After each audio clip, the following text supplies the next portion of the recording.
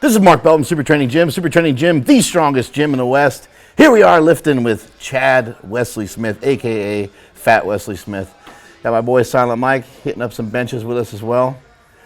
It's always good to work with Chad. Chad's got a lot of great principles, a lot of great ideas about how to make your program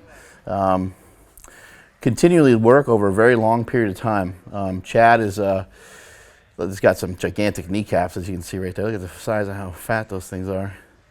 I'm just poking at him and prodding him just to kind of see what the hell he's made out of, and haven't really figured out what the hell he is made out of, other than adipose tissue and muscle mass. There's Max Aida. Max Aida kind of came in for a surprise visit. It's cool to have him around. He just kind of chilled for the day. But Chad, one thing that has really helped me when it comes to the bench press, helped me go from a 556 best bench press to a 578 pound bench press, and soon hopefully over a 600 pound press, is a couple of things. Number one is Chad had me do longer pauses on the chest in my training. And also when I did my lighter training, this is something I kind of have done for years sort of by myself, but Chad was in agreement with it and he was a fan of it as well, is when I did any of my lighter training, Chad's system has the light, medium, and heavy day throughout most of the year. And when I did the light and medium workouts, I did the bench presses momentumless. I did them with strict form, sometimes even with a closer grip than normal, just to make the lift a little bit harder because the weights are lighter. The weights are easier to move. So you could take that same principle and apply it to a squat. You can take that same principle and apply it to a deadlift. You can kind of stick that wherever you want and apply it to wherever you want. Here's Fat Dan. He's trying to hold the man pond for Sandy there, Mike's girlfriend, but I don't think he did a very good job. And we got, the other thing I learned from him through bench pressing is, or not just bench pressing, but through his program, is that one program, and he says this time and time again, but no one seems to listen to him, probably because he's fat. One program leads into another. One program takes you from one spot to another, which then leads you into the next program. So if you're somebody that is looking to get in better shape, somebody who wants to do higher reps, you don't just all of a sudden tomorrow go from doing sets of 3 to sets of 25. It's going to be something that you're going to want to ease yourself into, ease your way into, and you're going to want to have maybe a 3 or 4 week time frame that kind of prepares you for that particular phase. So a lot of times, with me, what I'm doing right now is kind of rehabbing the pec. I guess you would call it almost like a preparatory phase where I'm just kind of almost going through the motions. The weights don't matter a ton. What we're looking for is quality lifts and getting in some good quantity as well. We're not too worried about the overall volume, and we're not too worried about the intensity.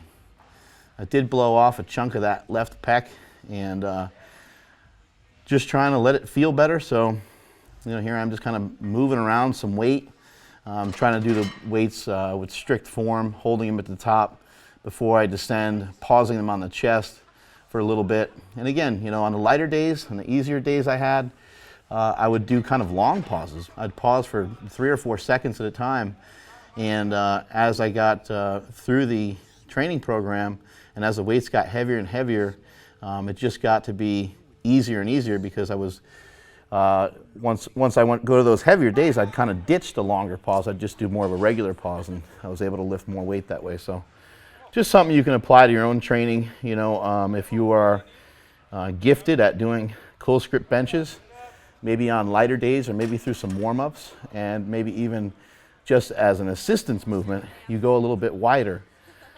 People make such a big deal about wide grip and close grip, what's wide and what's close. And when I do a close grip bench, everybody bitches and said that's not close grip, but the grip that I have right there inside the rings, that's a close grip, because normally when I do a normal bench press, my ring finger is on the rings, and right there my pinky finger was well inside the ring. So that's a 2 or 3 inch difference for me. So that's a closer grip than what I normally take. You don't have to make huge changes in order to make progress. Usually just some small changes will help immediately, and they'll help a lot with making some drastic changes. You don't have to, they'll make some drastic changes in your gains and not necessarily just trying to make some sort of crazy move, going a really wide stance squat or something out of nowhere. Just go a little wider than normal or go a little closer than normal. Try to work on some different angles. I hear people always talking about working a weakness. I'm not necessarily a fan of that term because that can get to be crazy. Like there's certain movements that just don't lend themselves to you handling that much weight. And I'd prefer that people do a lot of lifts that allow them to handle a lot of weight, such as a regular bench press, a regular squat, and a regular deadlift, as opposed to something like an overhead squat, which isn't going to allow you to really use shit. But again, you don't have to just focus in on a weak area. Don't even think about it so much as that. Just think about just hitting stuff from a different angle. Bodybuilders used it for years and years, and it's worked really well for them. Chad's going with a thumbless grip. Some people refer to that as a suicide grip. That's a preference. Everybody's a little bit different with the way that they want to handle, the way that they hold the bar in the squat and in the bench press. For myself, I normally go with my thumb off the bar when I squat. And that kind of helps me get my wrist in a better position, helps me get my elbows in a little bit better position. But like I said, everybody's different. Chad likes to go with a thumbless grip when he bench presses. And it's probably just due to the way that it feels when he presses. Probably doesn't have a ton to do with his wrist. I bet his wrist is probably not in a ton of pain or anything like that. It's probably just, he probably just presses that way occasionally and probably just feels better. Here's Silent Mike watching his favorite person back on video, himself.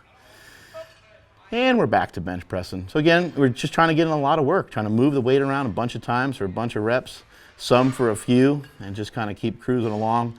Trying to get some of these little injuries to mend. As of right now, my chest feels pretty good. I feel like if I had to, I could load up the bar and probably press around 500 pounds without any sort of real issue. But my left arm, I blew something off, and there I am filling up Chad.